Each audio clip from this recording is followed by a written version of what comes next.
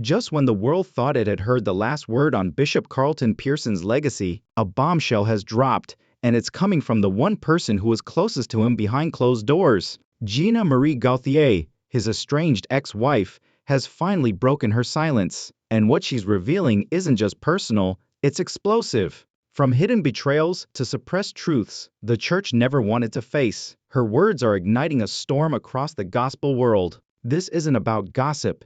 This is about a man who challenged religion, shook foundations, and now, even in death, is surrounded by controversy. What really happened behind the pulpit? What pain did Gina carry for years in silence? And why is she speaking now? One thing is clear, this story was never over. And what you're about to hear may completely change the way you remember Bishop Pearson. Carlton Pearson wasn't just a bishop, he was a movement. A bold, magnetic force who rose to the top of the gospel world by preaching hope, love, and a radical version of faith that challenged the very foundation of traditional religion. But behind the pulpit, behind the crowds, and behind the perfectly polished sermons, a different story was unfolding, one laced with silence, emotional chaos, and a marriage quietly falling apart. Now, in the painful aftermath of his death, Gina Gauthier, his ex-wife and longtime confidant, has come forward with revelations that are turning everything upside down. After years of silence, she's pulling back the curtain on what really happened inside their home, inside his mind, and inside the empire that was slowly crumbling. Her truth doesn't just rewrite Pearson's legacy, it exposes a side of the gospel world that no one dared to confront until now. From confidential information to painful disclosures, from spiritual betrayal to the psychological toll Gina bore in quiet.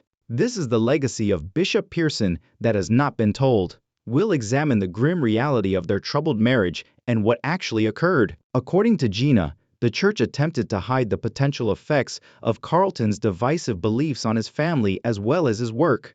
Gina recently released an emotional voice memo that left everyone in disbelief. You won't believe what transpired behind the scenes, I promise. This is when things start to get interesting. Bishop Carlton Pearson was a rising talent, a gospel powerhouse with charm, conviction, and a message that attracted thousands of people until controversy tarnished his reputation. Raised in a devout Pentecostal home, Pearson was born in 1953 in San Diego, California, and later became a protege of the renowned Oral Roberts. He was no ordinary preacher. He was a phenomenon of spirituality. Bishop Pearson's Higher Dimensions evangelistic center in Tulsa, Oklahoma, had grown into a megachurch empire by the 1980s and 1990s. His lectures drew thousands of listeners, and he was friends with both political and gospel elites. He had everyone from Donnie McClurkin to T.D. Jake in his inner circle, and he hosted huge ISSA conferences that were broadcast on TBN. But his personal doubts developed along with his platform. Carlton Pearson started to doubt the core ideas he had previously taught. Pearson stated that God told him that hell was not real one night, as he was seeing footage of the genocide in Rwanda. What he dubbed the gospel of inclusion was born at that very moment, and that's where it all began to fall apart. The leaders of the church turned away. He was labeled a heretic by organizations. His following shrank. His money fell apart. Longtime companions also openly separated. The impact all of this had on his marriage, however, was unknown to the general public. His wife, Gina Gauthier, a former political aid worker and life coach, was quietly weathering the tempest behind the scenes. Their family was being crushed by the pressure as the church turned against Carlton. The part they don't tell you is this. Up until this point, no one had been focusing on the woman who was gradually disappearing into the background while the world argued over his beliefs. Gina Gauthier was a powerful woman before she gained notoriety as the spouse of a contentious bishop. A clever woman with a strong background in psychology, coaching, and political strategy, Gina used to work as a Clinton White House aide. She was more than just the wife of a preacher. She was strong, poised, and well-educated. Many people thought she and Carlton Pearson would be a match made in heaven when they were married in 1993. A smart, articulate woman with political savvy and a dynamic spiritual leader. However, Gina started to encounter a very different reality as their relationship developed behind the religious glitz. According to several reports, Gina was quiet and restrained for the most of Bishop Pearson's years in ministry. She kept up the appearance of a devoted and encouraging wife, spoke infrequently in public, and never questioned her husband's theology in front of the church. However, she now disclosed that she didn't choose to remain silent. It was a matter of survival. Gina dropped a surprise in her heartfelt admission after Bishop Pearson's passing. For years, the guy himself had silenced her, in addition to the church's expectations.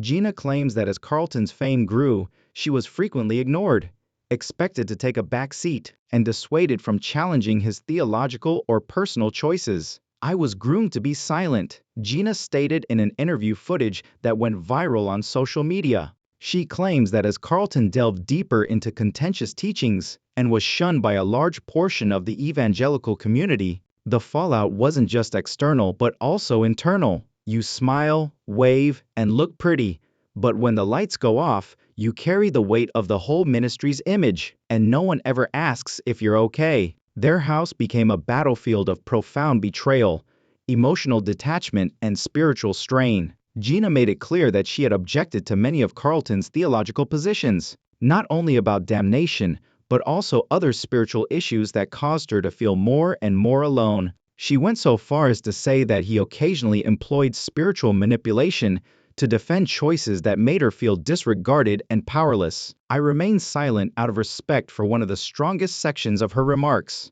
However, silence can turn into a prison, and I have nothing left to lose after all these years." Gina claims that their marriage grew more precarious the farther Carlton descended into religious exile. Counseling, she says, was frequently turned down. Emotional neglect became the norm as serious problems were ignored. She regarded herself as emotionally and spiritually destitute, a lady who lived under the shadow of a guy who was either vilified or worshipped by society. The worst part, she claims, is that nobody ever inquired about her side of the tale. Not the friends, not the church, not even those who used to refer to her as First Lady. And now, years after his death and their formal divorce, she is at last speaking the truth. The following section, however, is even more astounding because Gina covered more ground than just manipulation and emotional distance. Even some of Pearson's closest supporters were taken aback by her indication of a more serious betrayal. Gina Gauthier's marriage to Bishop Carlton Pearson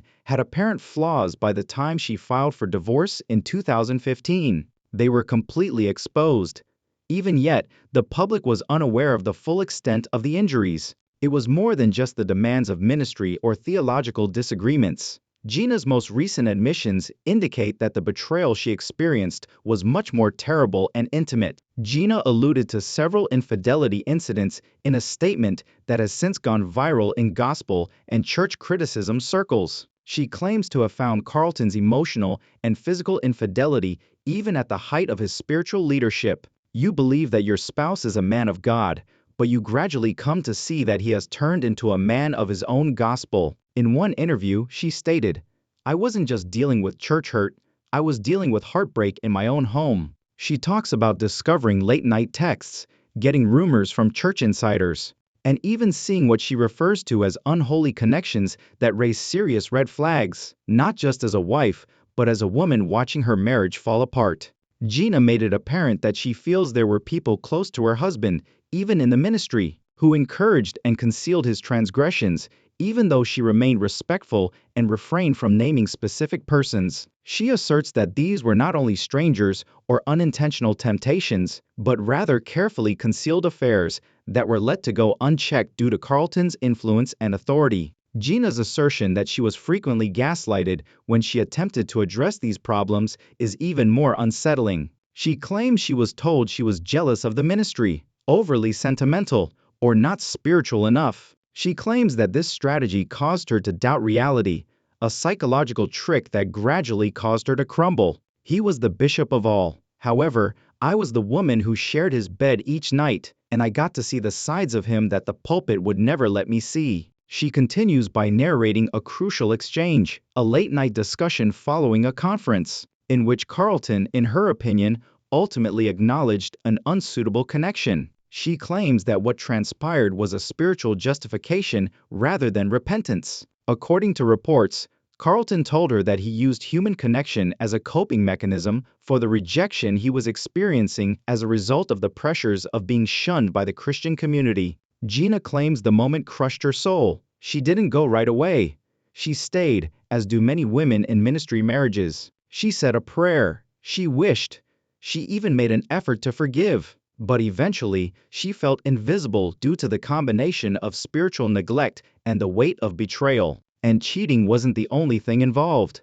Trust was at issue. She thought she and a man of God were constructing a kingdom. She claims that instead, she was used as a pawn in a plot that was more about appearance than morality. To make matters worse, she says some spiritual counselors urged her to keep quiet, claiming that speaking up might harm the ministry or Carlton's reputation. They warned me that I would be viewed as a woman who is spurned, resentful, and vindictive. However, they failed to recognize me as a human being, a wife who had been deceived, or a broken woman. As if things couldn't get much more difficult, Gina also made a shocking revelation to the gospel community. An audio recording she recorded in private during the last years of their marriage. According to reports, Carlton confesses to using church narratives to conceal the truth about their separation and to maintain his public image while their family was disintegrating behind the scenes in this voice memo, which she has not yet made public in its entirety. If confirmed,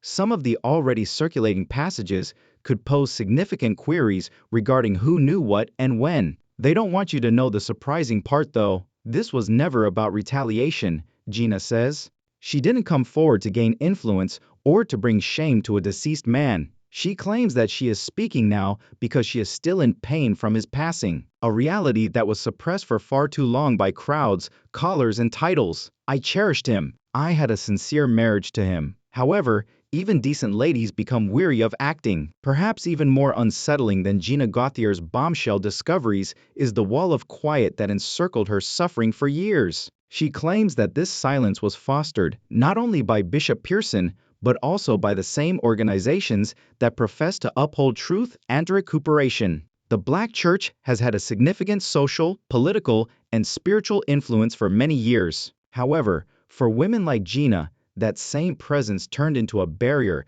that silenced those who suffered in private while protecting powerful men. Gina describes times when she sought advice, sympathy, and assistance from well-known church leaders, mentors, elders, and even bishops. She claims that instead, she encountered blame, denial, or deflection. She clarified that they didn't want to hear it. They told me that I was a member of something greater than myself, and that I had to defend the ministry. But what about my sanity and soul? A good first lady learns how to suffer in silence, according to a senior leader who supposedly informed her. A declaration that left her speechless, emotionally broken, and stunned. The truth that Gina's story reveals is unsettling. Reputation is more important to many religious organizations than restoration. When pastors make mistakes, their natural tendency is to protect the brand, rather than hold leaders responsible or show concern for the people they have harmed. Bishop Pearson's contentious theological position made that culture of silence even more pronounced in his situation. The evangelical world quickly abandoned him as he started preaching the gospel of inclusion, which rejects the concept of hell and embraces universal redemption. They called Pearson a heretic. Organizations separated. He was dropped by TV networks. Even so, the emphasis was still on his spiritual disobedience rather than the psychological and interpersonal costs it took on his loved ones. Gina was collateral damage in many respects. Her voice was rejected, and her sorrow vanished. Even churchgoers, who earlier referred to her as the First Lady and who attended her women's conferences, hugged her following the Sunday service. It wasn't just church authorities who turned a blind eye. After the uproar erupted, several of them disappeared. She claims that she was abandoned twice, both by her spouse and the community that pledged to support her. There is a misconception that women are safe in the church, but all too frequently, we're told to ignore the suffering, remain silent, and keep smiling. That isn't safe. Spiritual abuse is what that is. In a recent sit-down, she revealed, "This is when things become even more tragic." Gina claims that there were times when she felt guilty for not being more understanding, for doubting her husband, and for not conforming to the expectations that the church frequently places on women in leadership roles. She was trapped in a cycle of self-doubt and quiet because of this internalized guilt until Pearson's death let her face what she had long suppressed. She also disclosed that several spiritual advisors and church board members were aware of her marital problems. They had been informed of the voice recordings, the emotional distance, and the infidelity. However, she asserts that the message was the same in each instance. Avoid going public. Keep his ministry intact. Don't ruin the legacy of a black man. Gina claims that this discourse is a component of a wider issue in places of worship, defending titles over facts and platforms over individuals. She has now made the decision to change the course of events after years of bearing that weight in silence. I was let down by the church. I will no longer fail myself, even though the system failed me. She said, "This time I choose to speak." Thousands of women, particularly former first ladies, ministry spouses, and even female pastors, are starting to share similar stories on social media as a result of her speech. A silent movement is emerging that calls for accountability from the church structures that permit this silence to persist, as well as from individual leaders. This is where the hypocrisy is really revealed. As long as they didn't question the theological status quo, many of the same religious leaders who condemned Carlton Pearson for advocating inclusivity went on to defend and shield people with much more sinister pasts, abuse, scandal, and moral failings. The question then becomes whether Carlton's fall would have pushed the church to acknowledge its own shortcomings, or if his doctrine was the reason for his condemnation. In any case, Gina Gauthier has lost interest in preserving anyone's reputation. This is not about revenge for her. It has to do with truth, recovery, and reclaiming. Wait till you hear what Gina recently said about Bishop Pearson's last days and how some secrets remain even after death. Just when you think it's over, many people believe that Bishop Carlton Pearson was surrounded by forgiveness, peace, and family in the weeks before his death, the ideal representation of a man coming to terms with his history. According to public statements, he was sleeping soundly and thinking back on his life's work. However, Gina Gauthier asserts that the rest of the story is far more nuanced, and that this version of events only recounts a portion of it. Gina disclosed that she hadn't spoken to Carlton in the months prior to his death in a brief but impactful interview that was made public a few days after his passing. She claims that their most recent exchange was icy, aloof, and incomplete. They were married for years and had a family together, but there was no official reconciliation, no apology, and no closure. Everyone talks about peace, but some wounds never really heal, and not everyone gets the chance to make peace before they die, she remarked. But what she revealed next shocked everyone who was listening. Gina claims that during Carlton's last year, there were discussions taking place behind the scenes about legal, financial, and even spiritual matters that suggested a deeper degree of conflict between Carlton and others in his close circle. She implied that his narrative was shaped by those closest to him, protecting the public from the more chaotic parts of his fall. She clarified that she said this out of a feeling of fairness rather than resentment. She thinks that the portrayal of Carlton's quiet death was partially staged, meticulously planned to uphold his reputation and conceal the suffering that had raged for many years. She revealed one particularly unsettling detail, a private letter she says she got years ago, long before Carlton was diagnosed, in which he admitted some of his own shortcomings but never formally delivered it to her. Only a third party told her about it. "I built a kingdom for others to follow, but I forgot the woman who helped build it with me," he wrote in that letter. According to Gina, the line has had a profound impact on listeners. It is a painful admission from a man who, perhaps too late, realized the price of pursuing influence at the expense of intimacy. However, Gina did not share this letter out of sympathy. She released it to shed light on the silent suffering of unresolved stories, and the fact that not all endings have a tidy bow or Hollywood closure. She also discussed the complex grief she is currently dealing with. Sadness, betrayal, nostalgia, and unsolved questions are all mixed together, because she still loved him in spite of everything: the quiet, the loneliness, the lies. Perhaps not the man he turned out to be, but the man she once trusted. When love was complicated, grief can be brutal. "Just because he passed away, I didn't cry." She admitted that "we never really recovered, which is why I cried." But it's not simply what Gina disclosed about Carlton that may be the most potent lesson to be learned from her story. She took it back for herself. She's finally found her voice after years of being ignored, forgotten, and silenced. She's not alone either. Her tale has spurred a broader discussion about spiritual accountability, women in ministry, the church's response to scandal, and what true recovery looks like. This story is more than just rumors or controversy to every Gina Gauthier out there. It serves as a warning, a mirror, and above all, a plea for change.